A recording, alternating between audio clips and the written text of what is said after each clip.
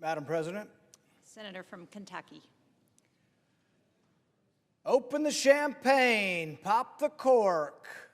The Senate Democrat leader and the Republican leader are on their way to Kiev. They've got $60 billion they're bringing. I don't know if it'll be cash in pallets, but they're taking your money to Kiev. Now, they didn't have much time, really no time and no money to do anything about our border. We're being invaded.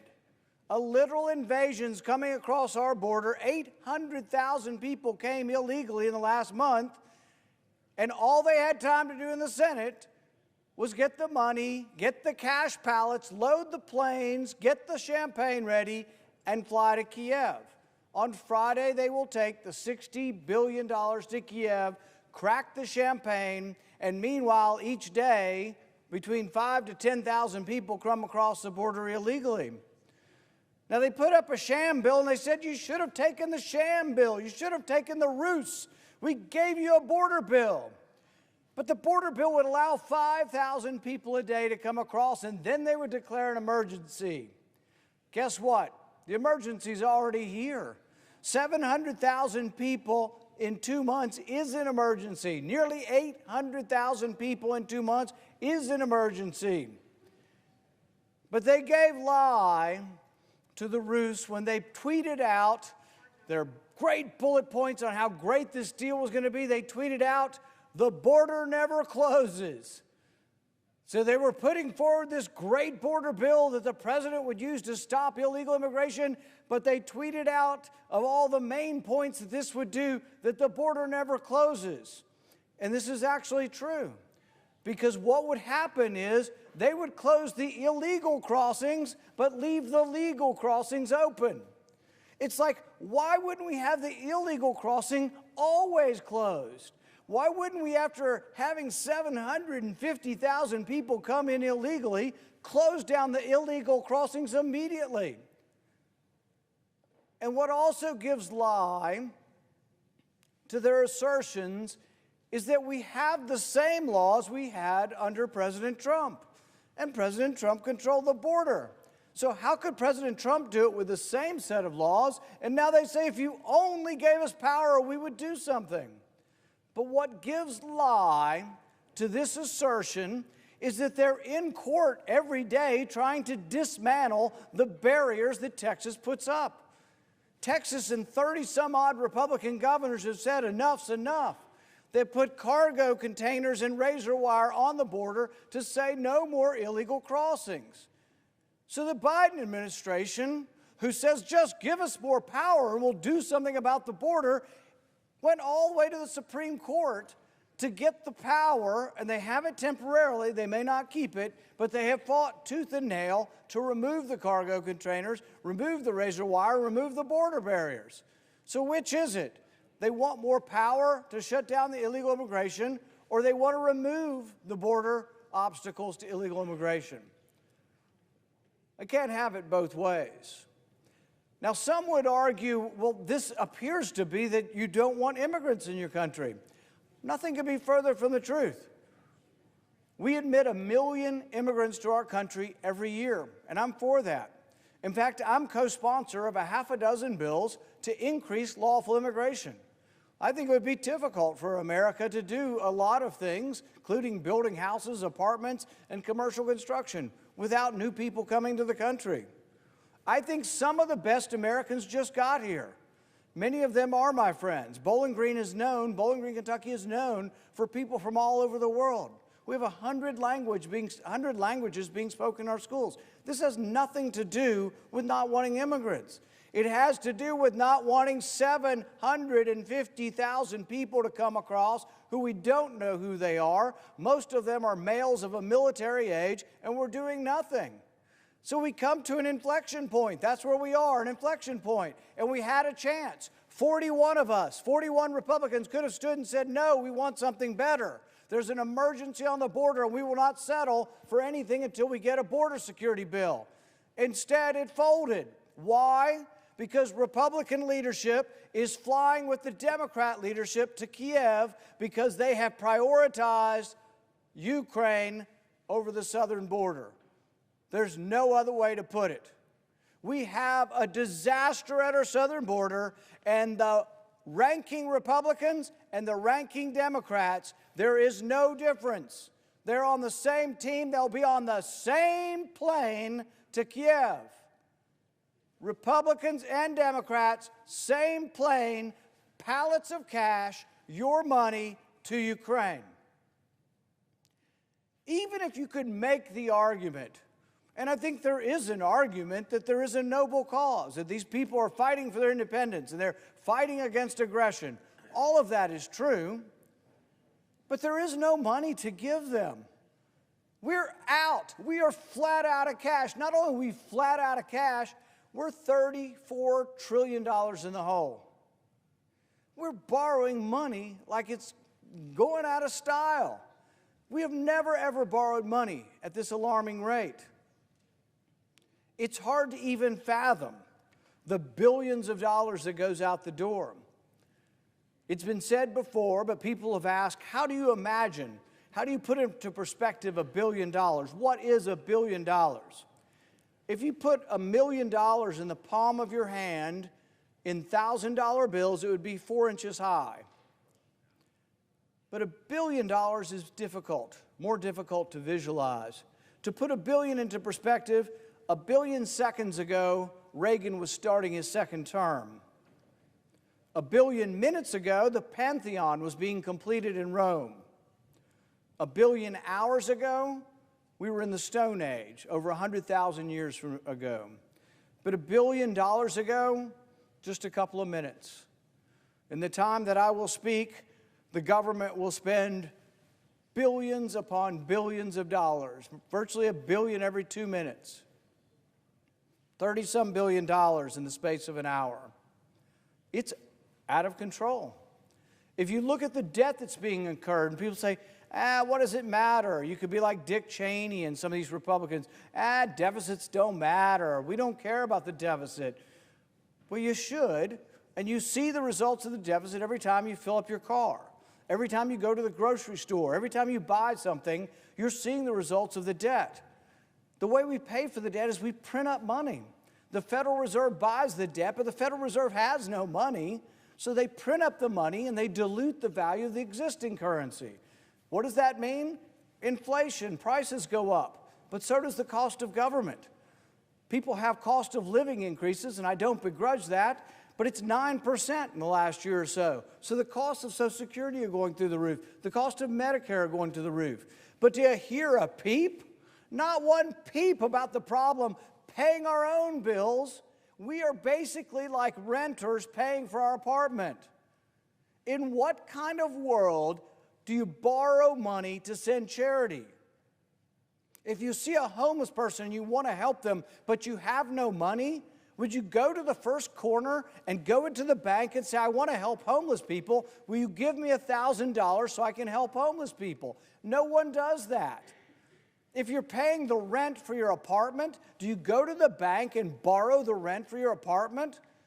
No, there are times at which you borrow against things of value. You can borrow against a home that you have a down payment on. You can borrow for capital improvements like schools or roads, but you don't borrow for your daily expenses. That's what's going on here. Realize that 2/3 of the spending is entitlements. Medicare, Medicaid, Social Security, and food stamps is 2/3 of all spending. That's all we have enough money for. Tax revenue pays for that. Everything else is borrowed. You'll hear people talk about a budget. They say Congress votes on a budget. Well, the budget we vote on is equal to about $1.5 trillion. That's the debt. Every bit of the budget we vote on is borrowed. Last month, we borrowed $210 billion. So we're on course to borrow over $2 trillion at that rate. People are alarmed by this. The head of the Federal Reserve, Powell, said the other day that the problem was urgent.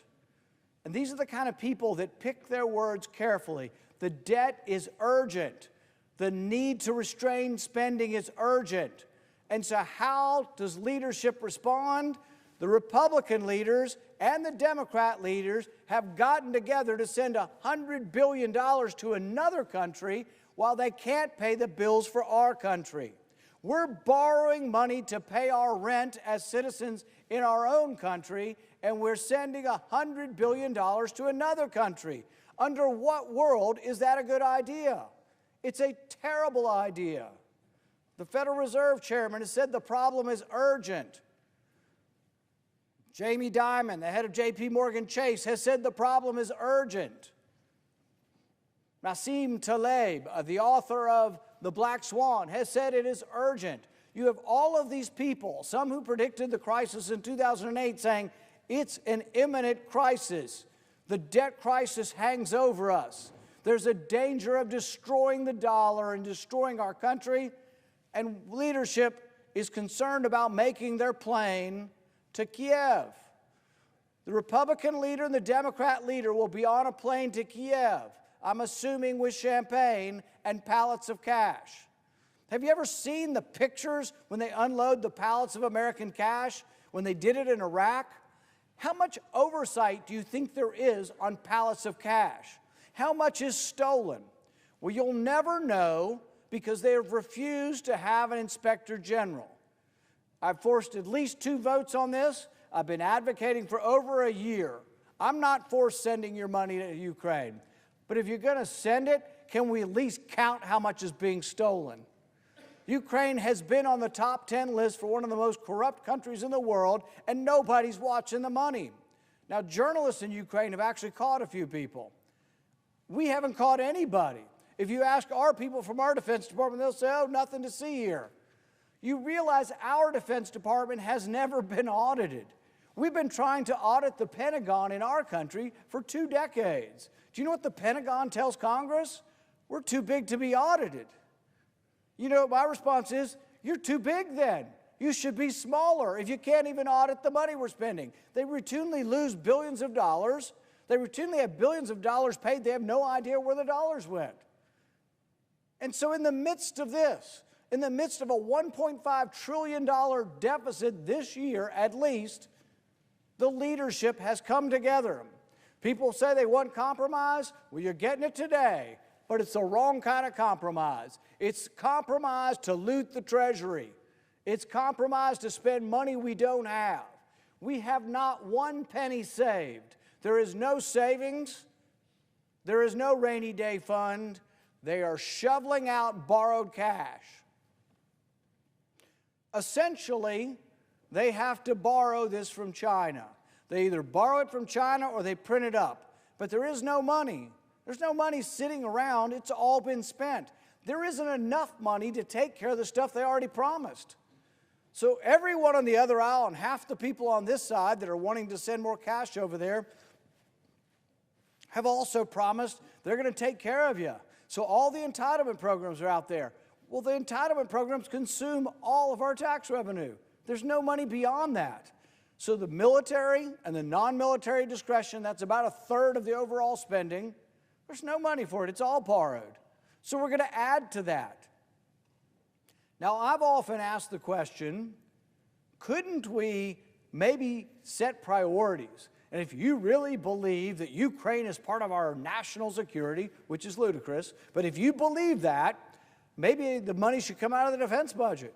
If this is truly, if defending Ukraine is defending our country, which is ludicrous, but if it were, we're at $880 billion in our military budget. This is more than the next 10 countries in NATO combined. If you really want to send your money to Ukraine, take it out of the military budget. Take it out of something. This is a perpetual problem. But I think the American public needs to know, as Republican leaderships and Democrat leaderships jet off to Kiev, cracking the champagne, and delivering pallets of cash, they need to know that there was opposition to this. People say, why do you come to the floor? Why do you make the poor senators be here over the Super Bowl weekend? Why do you make them cancel their vacations? You think I do it just to be mean or out of spite? I do it because I care about our country. I care about the bankrupting of America. I care about the looting of our treasury. There can be an honest debate over national security or what is in our vital security. But there never is a debate. If you look closely at what people say, they'll simply declare it's in our national security to send money to Ukraine. There isn't really a debate. I actually think it's the opposite. I think sending money to Ukraine actually makes our national security more endangered. I think it threatens our vital national security to send more money to Ukraine. Why? Because I think it threatens the fiscal solvency of our country. I think it, along with so much of the rest of the spending, is dragging America down and threatening a day of destruction. There have been civilizations who have destroyed their currency. And typically, this happened on the heels of war. After World War I, Germany destroyed their currency. After World War II, England was in arrears to such an extent that they no longer were the dominant currency after World War I and II. And the U.S. became the dominant currency. I think that we should think twice before sending our money overseas. I think we should think twice about the problems we have here at home. But I think the American people ought to look at those here in this body who are willing to prioritize another country over our country. I think they need to look at that and decide, is this what you want? Is this what the American people really want? Did you elect these people to ignore the southern border and to send money to look at Ukraine's border? To prioritize Ukraine's border over the U.S. border, is that what you elected these people to do? And if you did, do you not care about the bankrupting of America? Do you not care about the destruction of the dollar? It's happening every day, and it's happening sort of gradually, 5–10% a year of lost purchasing power. But there are people who are left behind, people whose salaries aren't adjusted with inflation, people who are being squeezed by this inflation. And people say, whose fault was the inflation? Republicans or Democrats? And I say both. Really, there is only one party when you get down to it. They all want to spend money. The leadership in the Republican Party is really not a great deal. And this is a secret you're not supposed to expose in Washington, but there's not a lot of difference between the Democrat leadership and the Republican leadership.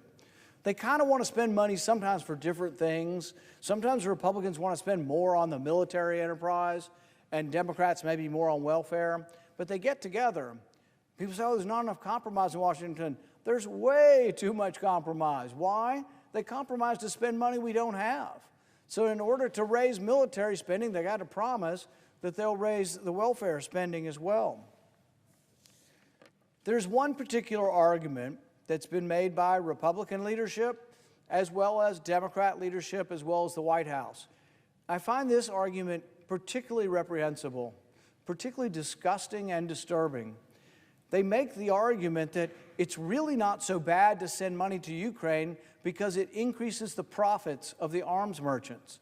And most of the arms merchants selling the arms into this war are Americans. They say, oh, it's a win-win. We send the money overseas to Ukraine, but Ukraine then buys our arms, and the arms merchants are enriched. I don't know. I know there are no American soldiers yet in this war, but I have some sympathy for the young men and women involved in this war, that the argument that we should perpetuate the war, or that the war isn't a bad thing, and that war is not a hell on earth because we make some profit off of it, I find that disgusting. I find it really disturbing that there are people out there making the argument on both sides of the aisle, no big deal, it's helping our defense industrial base. It's another word for the military-industrial complex, because even Eisenhower warned 70-some years ago, he warned that there was a danger that the military-industrial complex would get so big that it wouldn't be policy led by Congress, that the corporations would become so big, trillion-dollar corporations grabbing up money, that they would direct policy. That it would no longer be you voting or no longer be us voting, but it would be the corporate interests who make the profits would be driving this.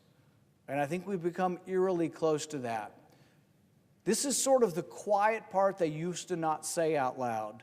They used to keep it kind of on the QT. We're just going to not talk about the profits going to the arms merchants, but now they're bragging about it.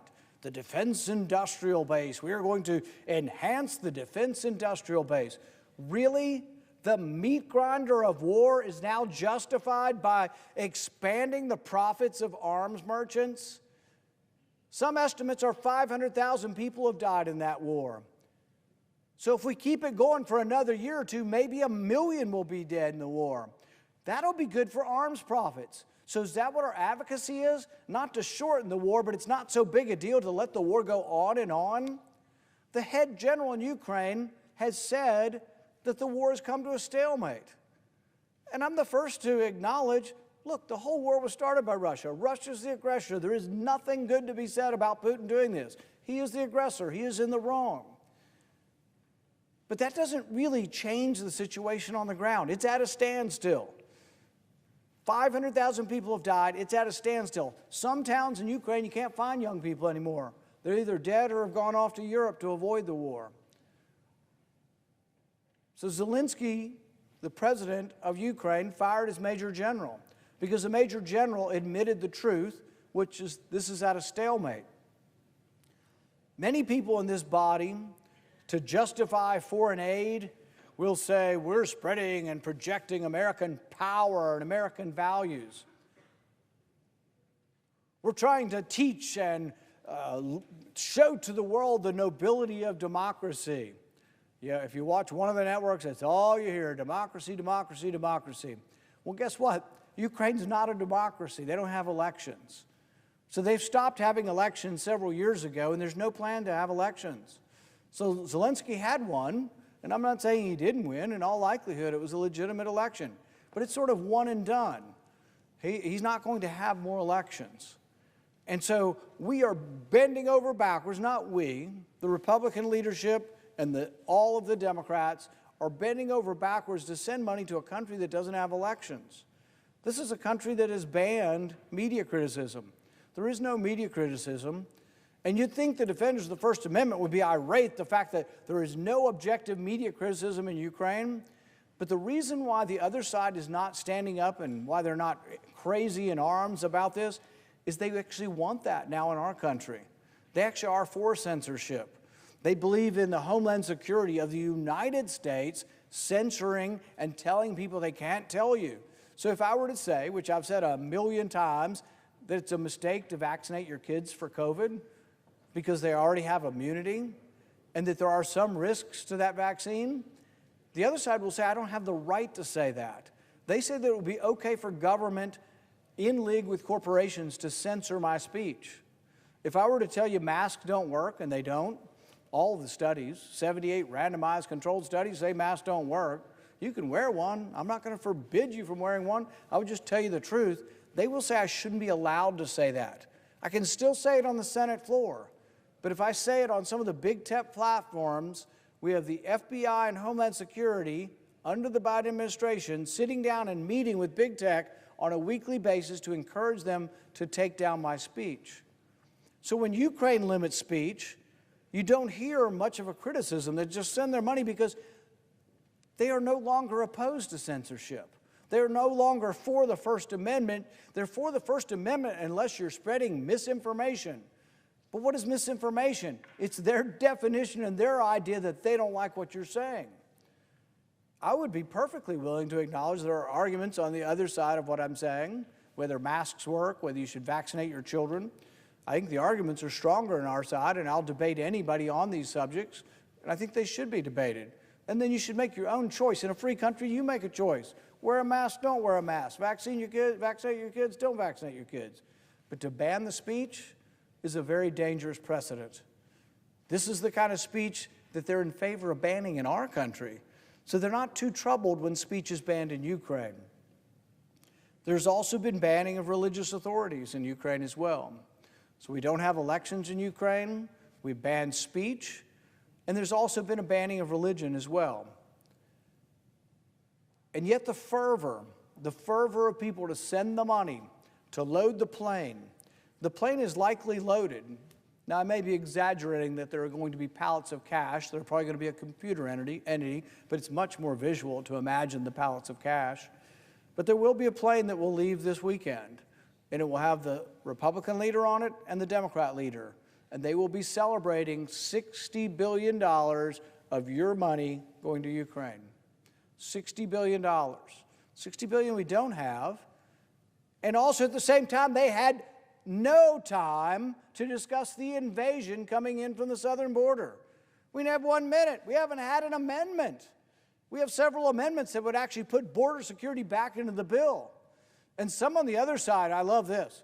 They have said, well, because you oppose the bill, you don't deserve to have amendments. I love the definition and the idea of what their concept of democracy is. If you agree with me, you get to have speech. But if you don't agree with me, you, my goodness, you are deplorable, and you don't deserve to have your speech or to have amendments. That's what they've said, basically. So right now, there have been no amendments on border security. There is an emergency at the southern border. I'm all for more legal and lawful immigration. I have several bills that would do exactly that. I have bills that would expand employment-based immigration. It used to be when you came to our country, particularly when we had the big waves of people coming in towards the end of the 19th century, you had to have a sponsor and you had to work. I don't have a problem with that. Even some of the people who have already come here and didn't follow the rules, I'd probably be in favor of allowing work permits. But the thing is I'm not in favor of 780,000 people coming en masse across the border. People are coming from China. People are coming from Venezuela and Colombia and Paraguay. They're coming from all over the place. There was a Pew study a few years ago that did samplings of people. Who would come to America if you could? It was estimated that 750 million people would. Do you think we can take 750 million people all at once? You think we can double our population? No, there has to be some planning. There has to be some periodic sort of obstacles. There has to be a lawful way to come into this country. So I've been for expanding the lawful pass. I've been for expanding employment-based immigration. Most of the people I know who are first generation are great workers. Like I say, some of the best Americans just got here. But we can't have a wide open border. We can't allow the invasion to continue. What has transpired here over the last few days and will continue to transpire is basically ignoring the people. There is an elite class in this country that think that Americans aren't smart enough to figure these things out. They think that Americans aren't smart enough to really figure out whether they want to vaccinate their kids, whether they want to wear a mask, or figure out whether or not 6 feet of distance works. Did you hear the one recently when they interviewed Fauci? They asked him where the 6 feet of distance came from. He's like, I don't know. I think we just made that one up. Really? I went to my son's university for graduation. They had white circles drawn on the ground outside, and you had to stand in another white circle 6 feet from people outside. There's zero science behind that. Zero. They don't even know where their supposed science came from. I said, I thought you came up with the science. No, I thought you did. I thought it worked. It doesn't work. And you don't catch a disease outside. All of those things. We went through graduations with people with masks on and the chairs 6 feet apart. My favorite is this, though. These people are so obsessed and think masks work that you'll see them on the floor now. And not all of them, I'm just guessing, but I know at least some of them on the floor when they're wearing a mask is because they have COVID. And it's like, they used to teach the common sense when I went to medical school and when I was growing up, you stayed home when you were sick. If you had an infectious disease, you stayed home. Now they tell you to just keep going and confronting people, but wearing a mask. That doesn't work. Why don't the masks work? Because the pores in the mask are 600 times bigger than the virus, and the virus is aerosolized. Not just on droplets of water, aerosolized, moving freely throughout the air. Probably the most imbecilic thing we did, which rivals maybe the Middle Ages, is plexiglass. These morons told you that plexiglass would stop the virus. Only a moron would say that. There's no truth to that. There's no science to that. It's ridiculous. It should be a Saturday Night Live skit. Plexiglass that's this high, the virus can't go over it, the virus can't go around it. A group of engineers at MIT looked at this and looked at patterns of flow, and I can't say that I know that this is right or not, but they conjectured actually that the plexiglass actually made it worse because the lamellar flow of air was actually disrupted by these things, and your filtration systems, which actually probably do serve some value, were interrupted by the plexiglass. But that's what we live through. But these are the people who inflicted these things on you believe that you're not smart enough to make your own decisions.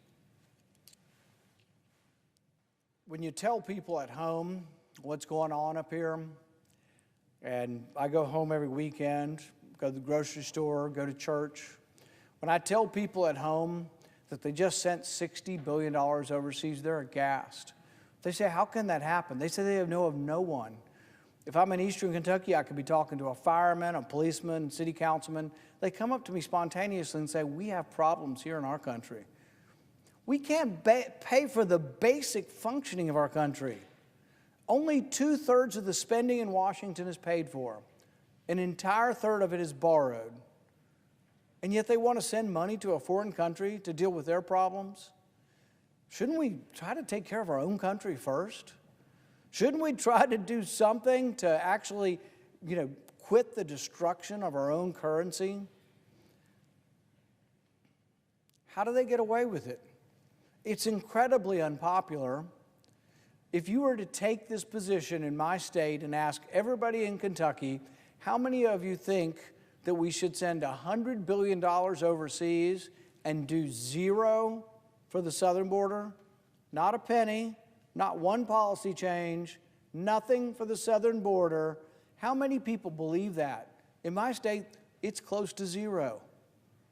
Very few people believe that. So how does it happen up here?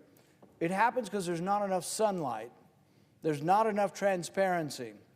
So that's part of what a filibuster is. This is a talking filibuster today, and the reason we talk is to try to broadcast this message, to get the message home so they can send us better people.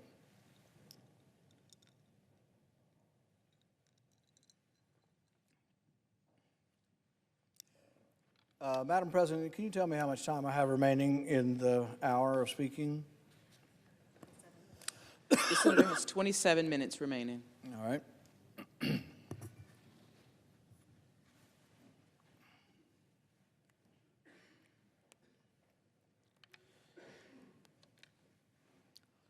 So one of the proposals that I've had, I think is a modest proposal, and you would think would be a no-brainer and should have been adopted unanimously, and that's to have an inspector general oversee the money. We've been doing this in Afghanistan for 20 years. Now, we still spent nearly $2 trillion in Afghanistan over 20 years, but at least there was someone trying to watch. Because in times of war, a lot of things happen. They talk about the fog of war. Sometimes there's atrocities, sometimes there's killing of civilians, almost always, but there's also a lot of stealing. There's a lot, they have a name for it. It used to have a bad connotation, war profiteer. But it happens. In Afghanistan, there was a hotel being built. It was being built across the street from our embassy.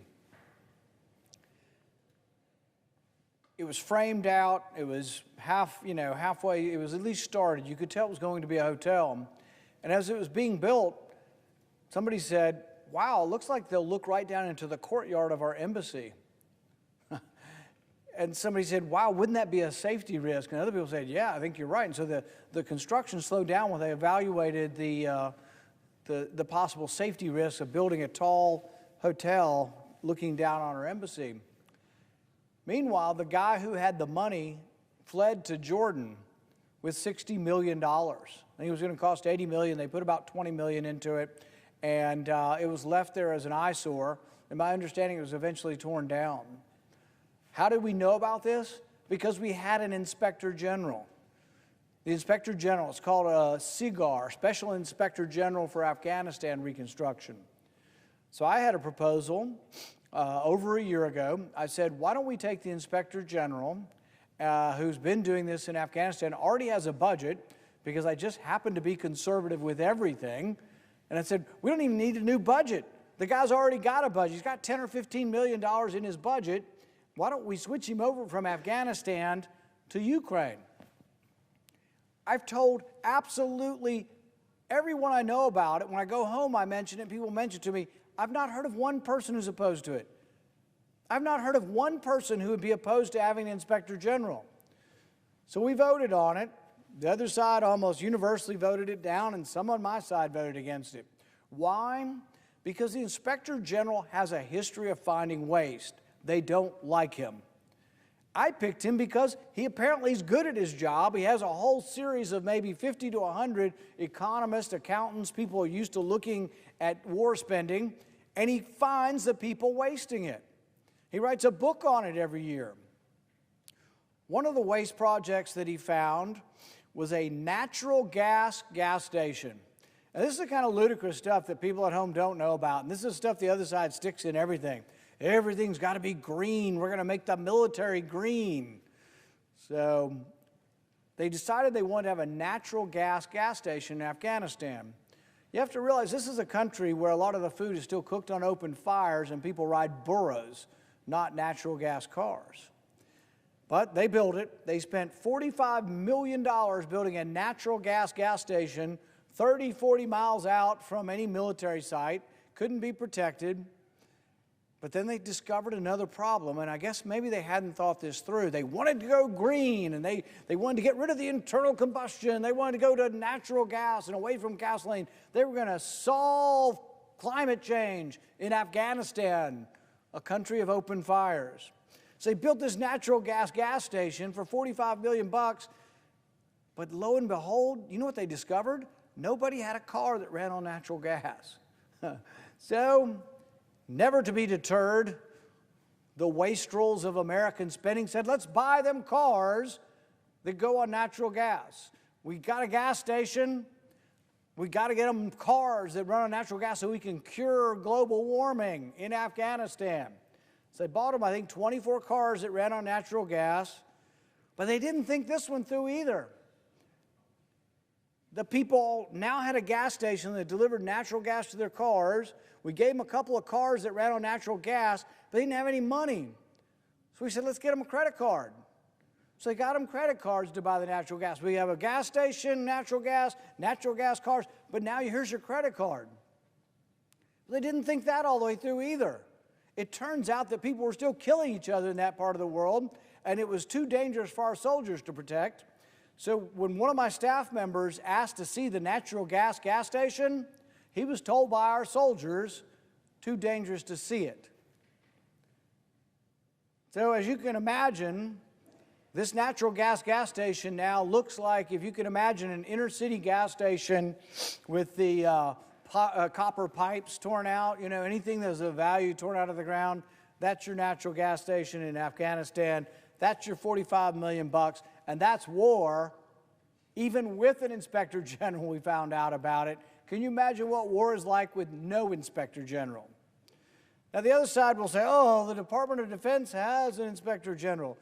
Well, yeah, they do. This is the Department of Defense that's missing a couple $1 trillion worth of equipment. This is the Department of Defense that says they're too big to be audited. So I would say that we have to be a little bit wary of just saying, oh, the Department of Defense will watch this money. So I mentioned earlier about $1 billion. What is $1 billion? So $1 million in the palm of your hand is $1,000 bills. If you have $1,000 bills, it would be 4 inches high, would be $1 million. $1 billion is more difficult to visualize. But to put $1 billion into perspective, 1 billion seconds ago, Reagan was starting his second term. 1 billion minutes ago, the Pantheon was being completed in Rome. 1 billion hours ago was the Stone Age, over 100,000 years ago. But $1 billion ago, at the rate we're spending money, just a little more than 2 minutes ago. Now that's $1 billion. See, you wonder how bad things are around here. We used to think $1 billion was a lot of time, a lot of money. But now we have trillion. We have trillion of $34 trillion. I remember when George W. Bush was president, it was $5 trillion, and it went to $10 trillion. I was like, gosh, this is terrible. This is a Republican administration. Then when Obama was president, it went from 10 to 20. Then when Trump was, it went up 7.5, 8 in 4 years, even at a more alarming rate. Each president's been worse. They've all been bad. Well, Congress deserves some of the blame too. It doesn't happen without Congress, but the money's going crazy. But we're up to about $1.5 trillion. So I looked this up this morning. I wanted to know if you stacked $1 bills and you wanted to know how big 1.5 trillion is. Well, if you take 2 years worth of debt, that's $3 trillion, and you want it in $1 bills, the $1 bills would stack all the way to the moon, over 230,000 miles away. We're starting to talk about a bit of money here. But it's not just the overall debt. When they pay for the debt, the Federal Reserve dilutes the currency, and the currency becomes worth less and less. But also what happens is our interest rates increase over time. So under George W. Bush, we went from 5 to 10 trillion, and we doubled the debt from 5 to 10 trillion. In that period of time, the interest rate was cut in half, so interest rate really wasn't a lot worse. But we finally, I believe, have lost the ability for the Federal Reserve to suppress interest rates. Interest rates have risen, and interest payments have doubled. We're on course within the next year or so to have interest rates become the largest item, pushing out and crowding out other spending in the budget. Mark my words, this $100 billion will add to that problem, and I think is absolutely an utter mistake and an insult to every American that we ignore the invasion at our southern border in order to send money overseas. I reserve the balance of my time.